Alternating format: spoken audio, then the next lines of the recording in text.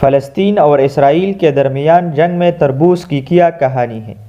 تربوز کا قومی پرچم سے کیا تعلق ہے؟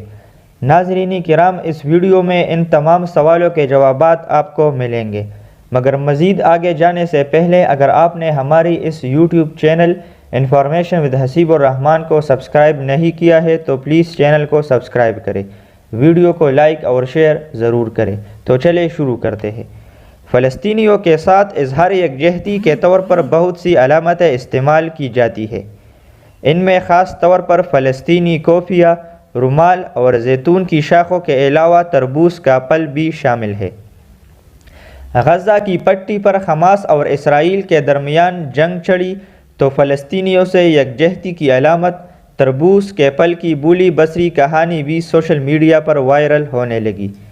7 اکتوبر کو حماس کے اچانک حملے سے شروع ہونے والی اسرائیل